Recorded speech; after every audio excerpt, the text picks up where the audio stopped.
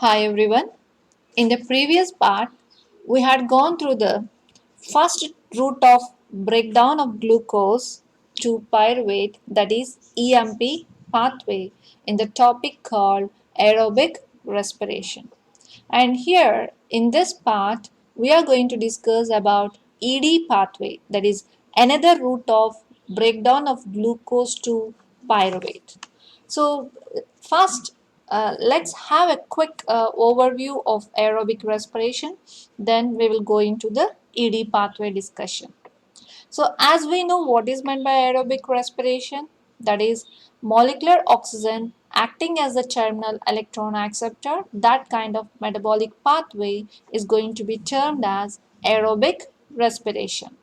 And during this aerobic respiration, oxygen is going to be consumed and carbon dioxide, water and ATP, that is energy, is going to be coming as a products, isn't it? Now this aerobic respiration is going to occur in three stages. How many stages? Three stages. And all these three stages will be discussed in different videos. Okay, you can go through them. So coming to the first one, glycolysis. What is meant by glycolysis? As we know, this is a faster stage of aerobic respiration, and obviously the substrate molecule is glucose, which is going to break down and giving rise to the pyruvate by certain metabolic pathways. Then that is going to be called as glycolysis, the sequence of reactions which convert glucose to pyruvate or pyruvic acid with the production of ATP is known as glycolysis. And I already told you in the previous part that microorganisms is going to employ several metabolic pathways to catabolize this glucose and other sugars. The three important routes of breakdown of the glucose to pyruvate are going to be of these three. What are those three? One is the EMP pathway that we have discussed in the previous part. You can go through it. That is Embedden, Meyerhof, Parnas pathway, which is also called as simply glycolytic pathway or hexose biphosphate pathway. Okay, now in this part we are going to discuss about ED pathway. So what is meant by ED, how it is going to occur, let's see. The full form of ED is enter Diodoff pathway, and as this pathway was discovered by Enter and Diodoff in the year 1952, this pathway was named as ED pathway. And they found this pathway during the studies, that is metabolic studies, on a bacteria called Pseudomonas saccharomyces. So they first studied this ED pathway in a bacteria called Pseudomonas saccharomyces. And they also studied that, not only that, further studies also showed this ED pathway in certain other bacteria like Pseudomonas rhizobium, Agrobacterium, Xanthomonas, Thiobacillus species, and Archaea. This I told you that EMP pathway is not going to occur in Archaea. So what is the other alternative pathway of glycolysis? That means this is the one which this Archaea, that is Archaebacteria, is going to use to break down the glucose into the pyruvate molecule. So that's how we can find this ED pathway as an alternative pathway of EMP, that is glycolysis, in certain bacteria like this. Okay, so let's see the reactions that are going to occur in this ED pathway. So as I told you, this glucose have to be converted to the pyruvate. So that's what happening here also. But the intermediate, if you see, the intermediate metabolites are getting differ from the EMP pathway. So let's see the overall reactions. Then here are all the overall reactions. So you can study afterwards. I will explain you first. So first of all, the glucose is phosphorylated. That means ATP is going to break down and phosphate is going to be taken by the glucose molecule to form glucose 6-phosphate, same like your EMP pathway. And the enzyme involved is here is obviously hexokinase enzyme. And now this glucose 6-phosphate is oxidized with NADP plus linked glucose 6 phosphate dehydrogenase enzyme. So the enzyme involved here is dehydrogenase enzyme and produces 6 phosphogluconolactone or gluconate. 6 phosphogluconolactone or gluconate. So with the help of an enzyme called as dehydrogenase enzyme. Now this 6 phosphogluconolactone is dehydrated, that means removal of water is going to occur with the help of another dehydrogenase enzyme, okay, or dehydratase enzyme, giving rise to a compound which is very essential in this ED pathway, that is KDPG. Remember KDPG. What is the full form of KDPG? 2 keto 3 deoxy 6 phosphogluconate. 2 keto 3 deoxy 6 phosphogluconate. So this is a main key compound or metabolite of this ED pathway. So let's see, the glucose is going to be converted into glucose 6 phosphate with the help of an enzyme hexokinase. Now this glucose 6 phosphate is going to be converted into 6 phosphogluconate by an enzyme called as dehydrogenase. Okay, and now this phosphogluconate is getting dehydrated, that means removal of water is occurring and giving rise to KDPG, that is 2 keto 3 deoxy 6 phosphogluconate.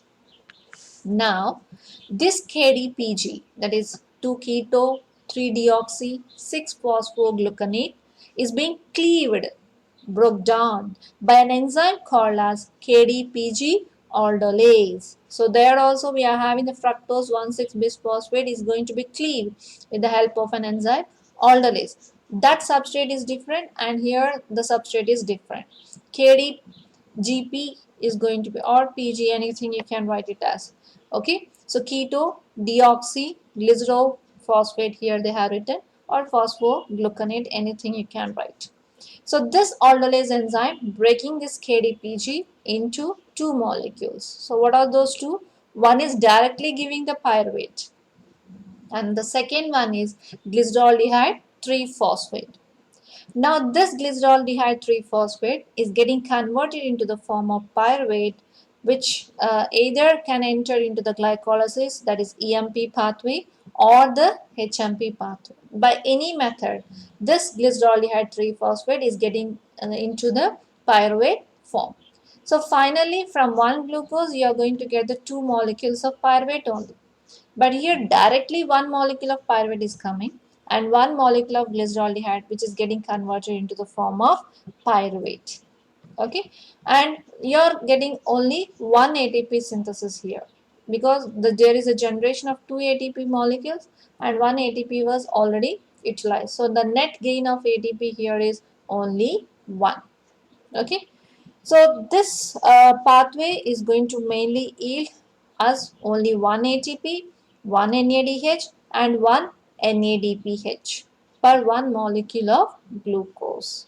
Okay, so see this overall reaction, then you'll get the clear idea that one molecule of glucose giving rise to two pyruvate molecules, and here there is a internal input of NADP plus and NAD plus and one more molecule of ADP plus inorganic phosphate, which is giving rise to, here see, two molecules of pyruvate but one molecule of NADPH and one molecule of proton, one molecule of NADH plus one molecule of proton plus one ATP. That means it's a quite half of our EMP pathway.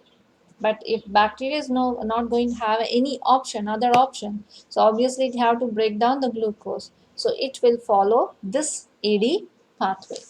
So in this pathway, pyruvate is directly formed by the cleavage of KDPG. Hence, some of the ATP generating steps are lost. So obviously, we'll get the less ATP here.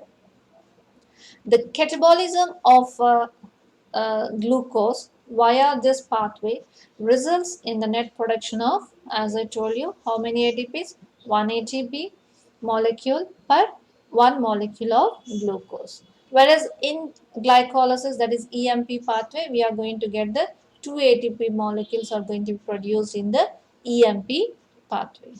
Then what's the significance of this ED pathway? Why, though it is getting the less energy, why it is needed to have this ED pathway means, as I told you, certain bacteria, they don't have the enzymes that they can go with the glycolysis, that is EMP pathway or HMP pathway.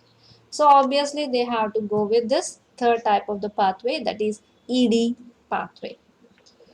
So the importance of this pathway lies in the fact that the organism can produce pentose precursors leading to pyridine and pyrimidine biosynthesis. Pentose precursors means 5 carbon compounds, as well as biosynthesis of aromatic amino acids by a reverse HMP pathway. So these are going to act, the intermediates of this pathway are going to act as a precursors of leading to pyridine or pyrimidine biosynthesis or nucleic acid synthesis, as well as some of the aromatic amino acids too by a reverse HMP pathway. And this ED pathway also joins the HMP pathway to glycolysis via two steps. That is, glucose 6 phosphate is going to enter. And this pathway is important in E. coli because sugar acids present in its environment metabolize via this pathway only. That means it can't go with the EMP pathway or HMP pathway. So in E. coli, especially some sugar acids are going to be metabolized by this ED pathway only. So that's how we finish the second type of the metabolic breakdown of the glucose to pyruvate by ED pathway. Now let's have a glance of the three ways bacteria use glucose. One is EMP pathway that we have already discussed, and the second one is the ED pathway, that is enter Deodorov pathway. And then in the next part, you can see this pentose phosphate pathway or HMP pathway. So in the EMP pathway, as we know, two ATPs are going to be produced and two pyruvic acids are being produced.